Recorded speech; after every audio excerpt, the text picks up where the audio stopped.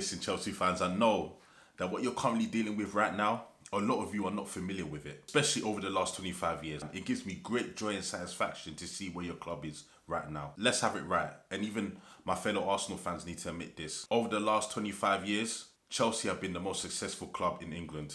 And it pains me to say it, but it's true. And let's have it right, Arsenal fans. Chelsea snatched the big boy chain in London off of Arsenal back in 2003. When it comes to success on the pitch, we cannot talk to Chelsea over these last 25 years. As they proudly like to sing, especially when we play them, they've won it all, they've won it all. And they truly have won it all, especially when it comes to European success. They've won every single European trophy under the sun. Quite frankly, even though you guys are somewhat in the mud, you picked up 2 trophies last season, which is more than what can be said for Arsenal over the last 6 years. So there's that as well. But let's keep it real. Things are not all well and good at Chelsea Football Club right now. To the point where today, as I record, right, there are protests planned by the Chelsea fans in regards to the new ownership, BlueCo, Clear Lake. And who could have imagined that 4, 5, 6 years ago, that we'll be in a position where Chelsea fans are protesting against the owners of their club. But this is the reality that Chelsea fans find themselves in. Ever since Roman Abramovich left in 2022, things just haven't been the same. You know, word to Drake. Chelsea, especially over the last 25 years, are known for their standards. They're known for their success. They're known for being ruthless. They're known for picking up trophies. They're known for having a certain swag about them. But over these last 3-4 years, especially since this new ownership, there's been none of that. Where has it all gone wrong, may you ask? Well, there's a number of, obviously, factors that we can point to. In this video, from an unbiased point of view, of course, because I am an unbiased Arsenal fan, whether you want to believe that or not, I'm going to be taking a closer look at the current situation at Chelsea. I'm also going to be analysing and talking about the current BlueCo consortium. I'm going to be looking at the highs, and I'm also going to be looking at the lows. And trust me, there's been a lot of them. And I'm also going to be giving my take and my perspective on where the pride of London go from here. Let's talk. People, what is everyone saying? Hope everyone's well. Welcome back to the Let's Talk H YouTube channel. My name is Henry, and thank you so much for tuning in to another episode and another part of the series that I'm doing on, you know, football clubs, rival clubs, however you want to call it. Before obviously we get into the proceedings, please everybody do me a favor and like, share and comment.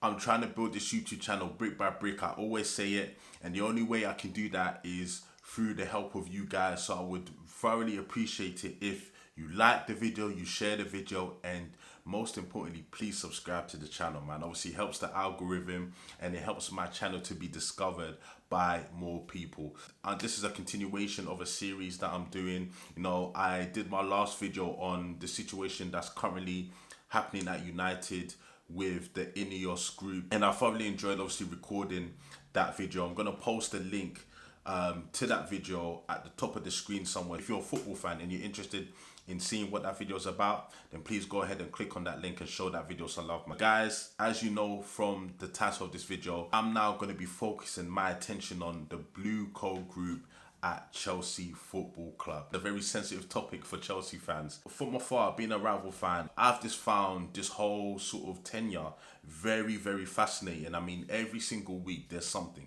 One thing you cannot accuse the current situation at Chelsea of being is boring. It's far from boring. I'm going to be taking an inside look from an outsider's perspective on the situation at Chelsea right now with BlueCo. Guys, I'm going to start off with talking a little bit about who BlueCo actually are, because obviously a lot of Chelsea fans know who they are. A lot of rival fans are not familiar with, you know, the structure of BlueCo. I'm going to firstly talk about who BlueCo are. I'm going to explain who they are. I'm going to talk a little bit about the structure. Who are BlueCo? In simple terms, right? Because I don't want to obviously give a long-winded answer.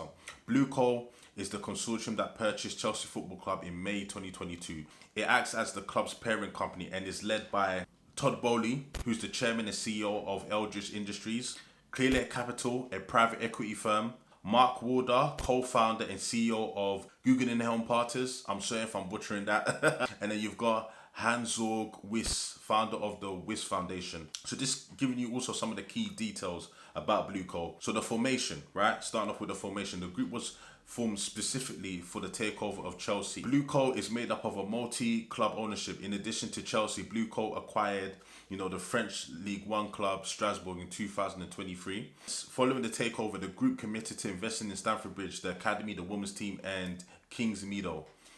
This in terms of like the breakdown of Chelsea's ownership under the BlueCo concern, because I know obviously it's quite confusing. Who owns the majority stake in Chelsea? Who owns the minority stake in Chelsea? What's the percentages like? Stuff like that. So I've got the percentages here and I've got the breakdown here. Ed Barley and Jose E. Feliciano of Chelseafc Capital own 61.5% stake. Todd Bowley, we all know about Todd Bowley, right? Of Eldest Industry, who owns 12.8%. And then you've got Mark Walter, who owns 12.8%. And then you've got Hans-Jörg Wyss, who owns 12.8%. So Chelseafc Capital are the majority shareholders. Then you've got Eldest Industries, Todd Bowley. Then you've got Guggenheim Partners, Mark Walter.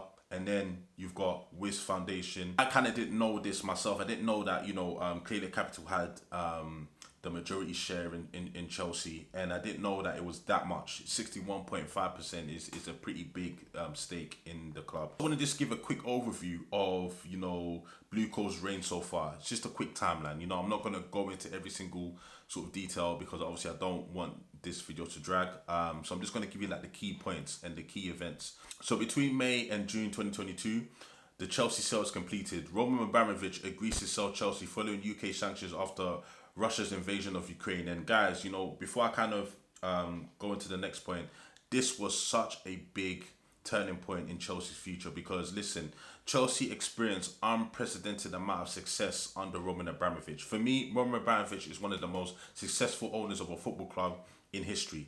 What he did to Chelsea were just a middle pack team. They weren't sinking down and they weren't going up. They were just, static, should I say. But listen, I'm an early 90s baby, so I can remember the Chelsea before Roman Abramovich, like they weren't a serious threat. But as soon as Roman came on board, they became not only a Premier League powerhouse, but they became a European powerhouse. Like they actually became a team that people feared. Roman was a very ruthless chairman, very ruthless. You can say that he was also impulsive as well, considering the amount of managers that he got rid of. Both things can be true. He was impulsive, but he was also ruthless. I think overall, he was very, very successful. Very successful. I was very jealous of Chelsea under Roman Abramovich. I'm gonna keep it real. Roman Abramovich, man, we were all looking at Chelsea with envy under Roman. So he ended up selling the club, or forcibly selling the club, I think. I'm not too sure if he actually wanted to sell, but he was kind of forced into it. May 2022, the BlueCo consortium led by Todd Bowley and private equity firm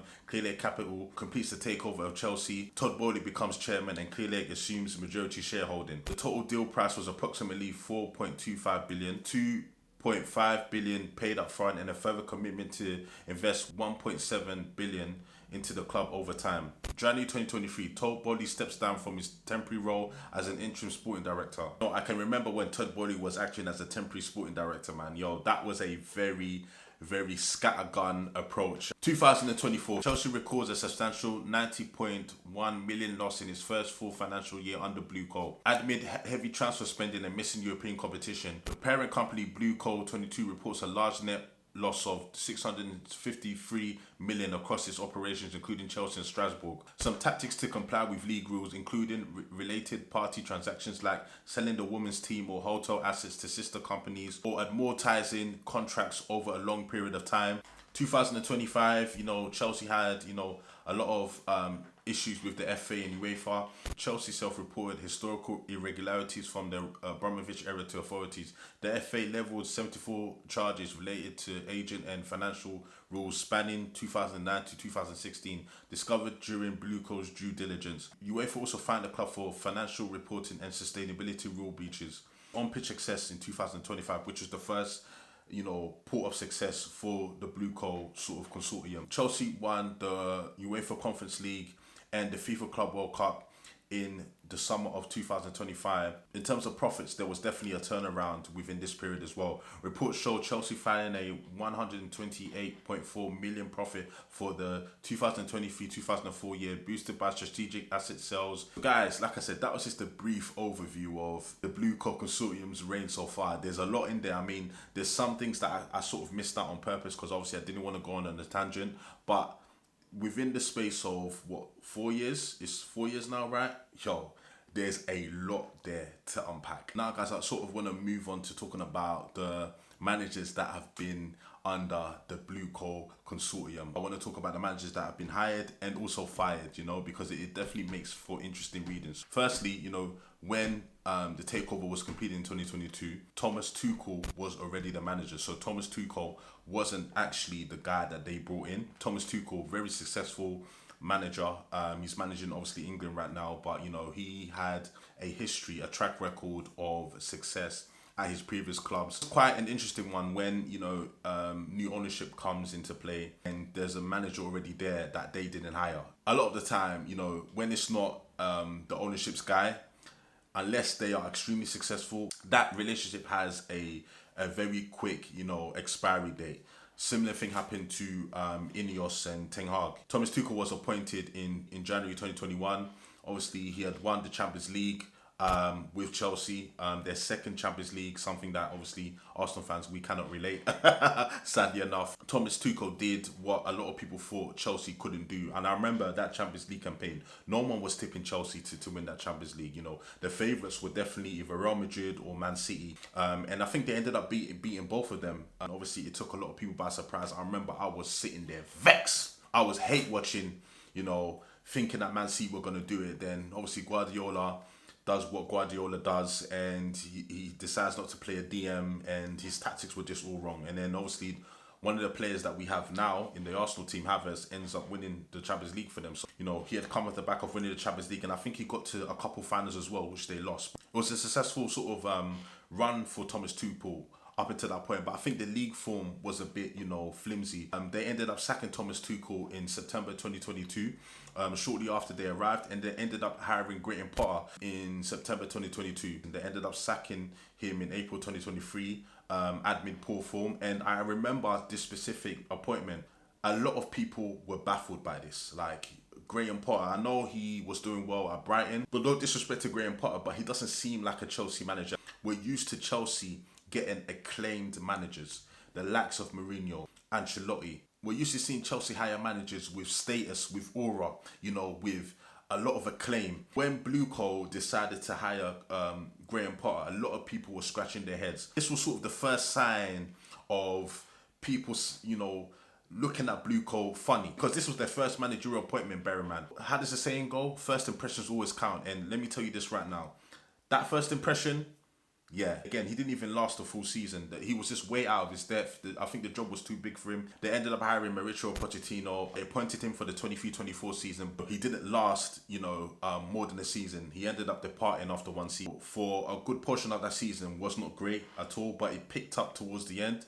But I think that wasn't enough to save his job, and he ended up departing after one season. They went the project manager route by hiring ex-Leicester manager Enzo Maresca. This was another one that a lot of people were raising their eyebrows to. Yeah, he was at Leicester at the time, and I think obviously, you know, he managed to get Leicester promoted because Leicester won the championship, so he did fairly well there. You know, historically, especially over the last 25 years, we're not used to seeing Chelsea go for these type of managers, these type of project managers. So it's a completely different strategy that BlueCo was sort of going with. So they appointed him in June 2024, and he ended up obviously lasting longer than any other manager under the BlueCo Consortium. He ended up lasting about 2 years. He got sacked, or he left by mutual consent in January 2026, literally just a couple of weeks ago. You can say he did well considering what he had to work with. Won them 2 trophies, got them top 4. But obviously this current campaign has been, you know, underwhelming for Chelsea standards. And then they went and hired another project manager in Liam Rosina, who obviously was part of the Strasbourg sort of set up. You know, he was the manager of Strasbourg, and obviously BlueCo also have a stake in Strasbourg, so it was a seamless transition. Yeah, he was appointed in January 2026, and he's only sort of managed, I think, a couple games so far. as you can see, this is a shift in Chelsea's history in terms of the managers, the type of managers that they hire. And so far, it hasn't really been working out for them, because when you think about it, discounting Frank Lampard because he was an interim manager, that's about, what, 4 or 5 different managers that they've had, since they've taken over. And, it's been 4 years, 2022, since they came on board, and they've had about 4 or 5 different managers. That just also perfectly ties into the trophies and on-pitch achievements under BlueCo. I wanted to sort of speak on that quickly as well. So the 22-23 season, when they first came on board in the Premier League, they finished as low as 12th, which is unprecedented for Chelsea, especially over these last 25, 30 years. I think that was their lowest ever finish in the Premier League as well. Chelsea finishing 12th is an absolute abomination. In UEFA Champions League, they got to the quarterfinals, but they ended up finishing that season trophyless. 23-24 season, they followed it up,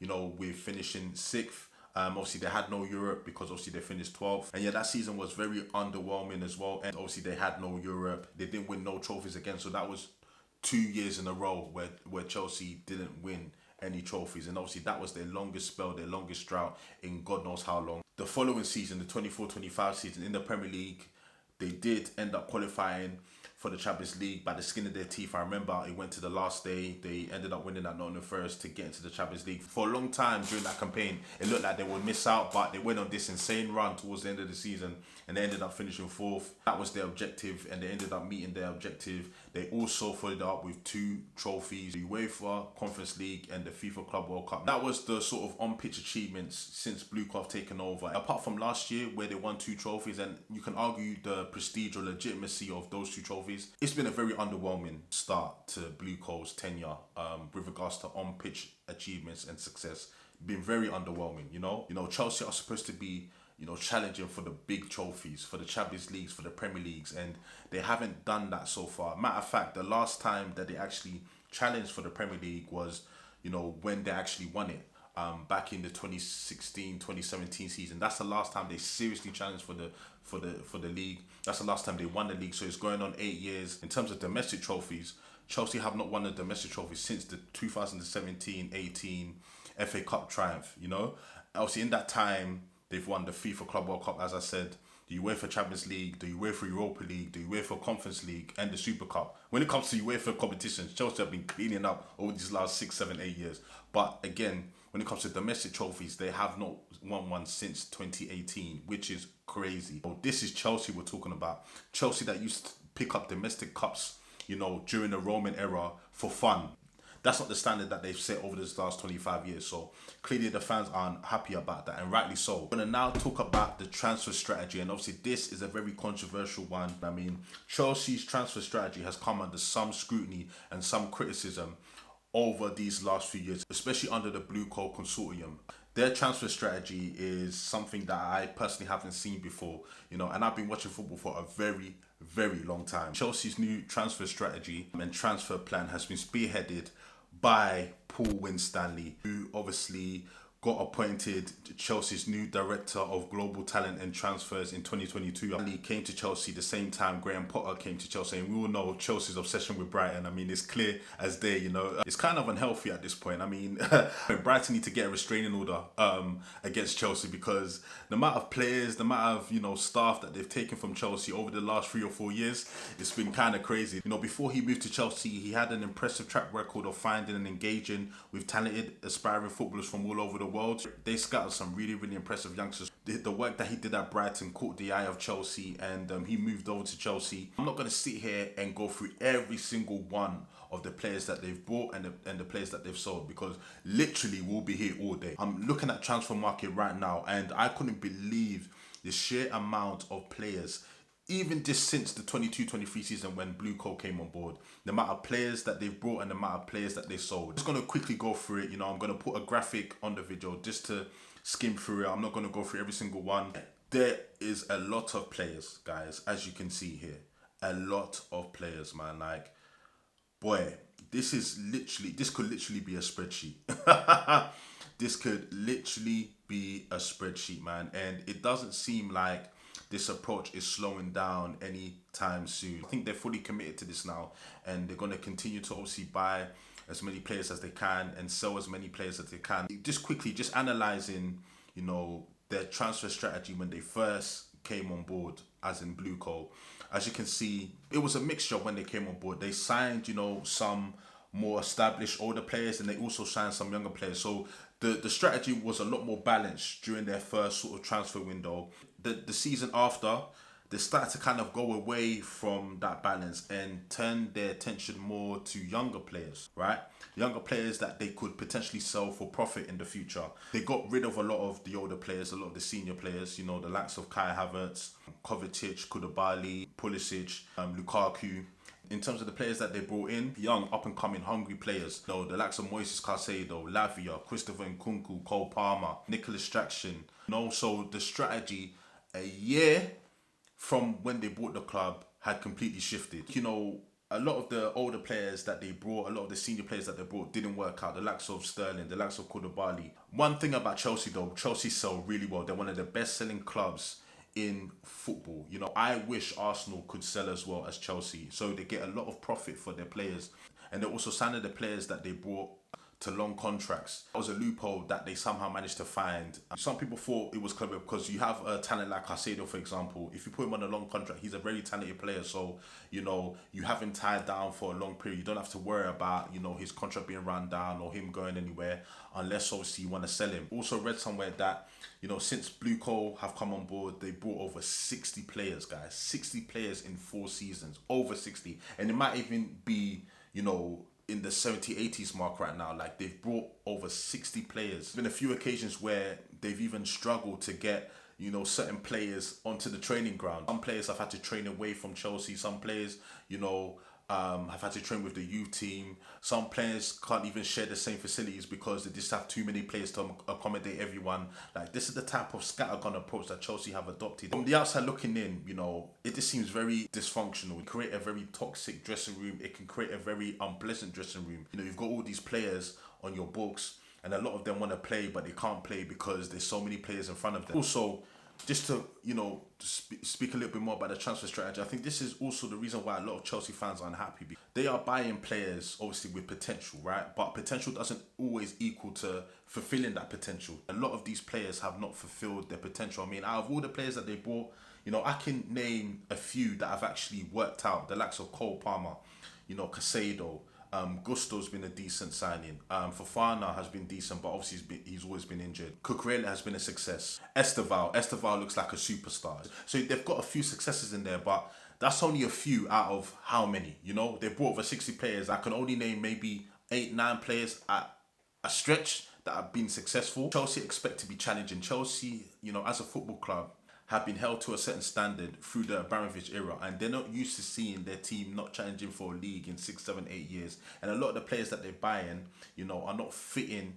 into their current ambitions. I'm personally used to seeing Chelsea go for the best of the best. The likes of Drogba, Lampard, Hazard, Kante. These are the type of players that propelled them to win leagues, to win Champions Leagues. You know what I'm trying to say? They've kind of gone away from that type of model. They've kind of gone away from buying the best of the best. And it's like they're shopping in a tier below that, and when you shop in a tier below that, you're gonna get the results that Chelsea have gotten over the last 3 or 4 years. Even they've spent over £2 billion, right? And a couple of days ago, when they played Arsenal, by the way, when they played Arsenal in the League Cup and they lost 3-2, I mean, they did have a few key injuries. The likes of Reece James didn't play, Cole Palmer, Gusto, people like that. They had 4 or 5 key injuries. But when you look at their bench, I mean, their bench was just non-existent, man. Like, they didn't really have anyone to come on. Like, Garnacho, I mean, he scored 2 goals, so fair play to him. But on the opposite end of the spectrum, when you look at Arsenal's bench now, right, they haven't spent nearly as much as Chelsea have. But when you look at their bench,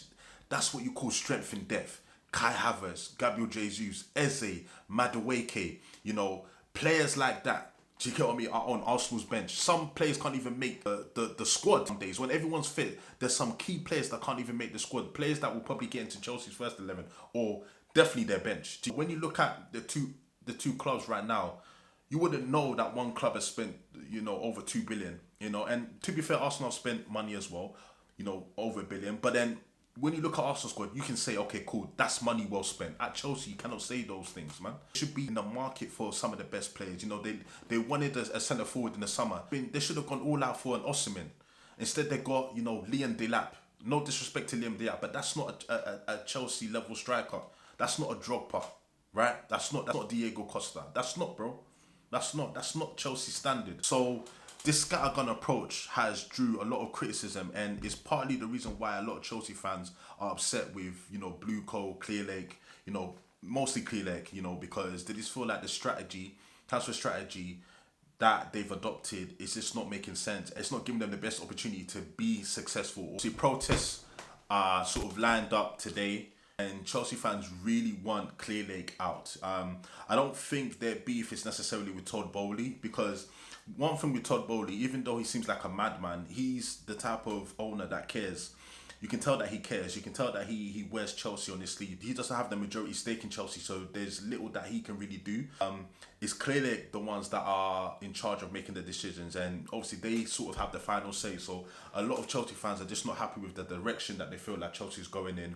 Chelsea have just been a very yo-yo club. They've been very up and down. There's no real stability on and off the pitch at Chelsea, and Chelsea fans are fed up because they're seeing the likes of Arsenal. Even though yes, we haven't won anything major yet, but Chelsea fans know that something major for Arsenal is in the woodworks. They want to change, and they want to change now, because I don't know how long Chelsea fans can go without challenging for the major honours and being in serious contention for the league. Chelsea fans are very impatient. Again, they're not used to this. I mean, I'm used to this because, like I said, I grew up in the early 90s, but a lot of Chelsea fans, especially the young Chelsea fans, are not used to this. They're not used to seeing Chelsea in this position. Because obviously they were sport with so much success, so much unprecedented success during the Roman era.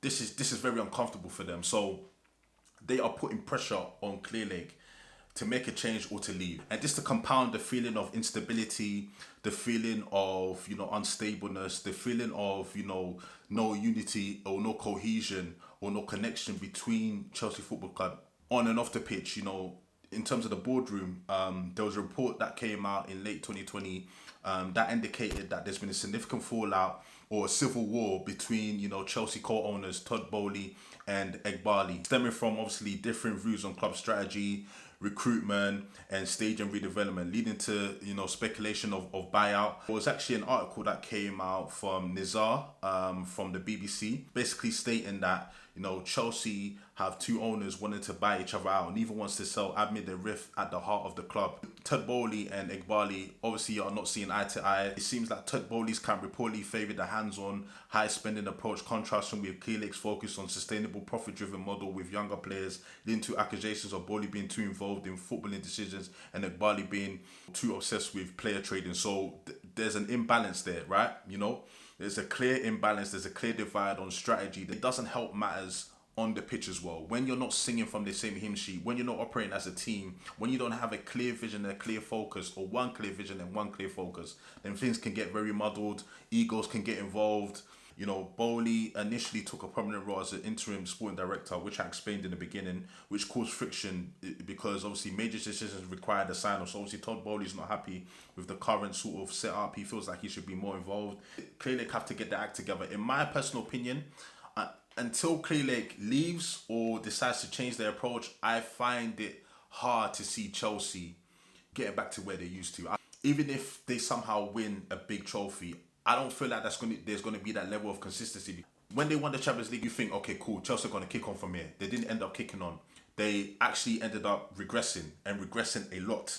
As long as Clearlake are still there, I can see something like that happening. I don't think they're going to maintain that high level of success and consistency that they had under Roman. I don't know what's going to happen. I don't know, it's a power struggle at the moment. I don't know if the fans are going to end up winning that power struggle or the owners are going to end up winning the power struggle. But one thing is for certain, Clearlake need to get their act together, because the Chelsea fans are relentless, man. They're not going to stand for this for too much longer. I'm seeing it from a rival's perspective, and I'm just happy. I'm so glad that Roman's not part of Chelsea anymore. It's not like Roman left on a high, but it's still Roman Abramovich, right? I just don't understand what the strategy is at Chelsea. And it all comes from the boardroom. It all starts from the boardroom. I think where Chelsea go from here, man, I don't even know.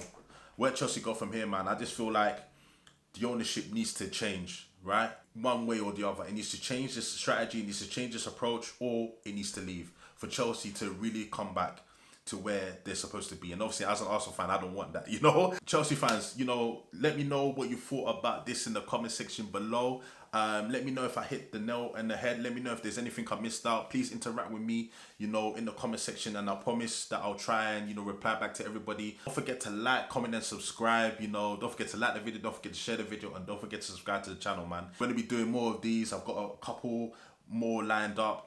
So obviously stay tuned. Yeah, it's going to be a busy year for this channel, so stay locked into Let's Talk Cage. And yeah, guys, obviously have a blessed day, and I'll see you guys soon. Peace.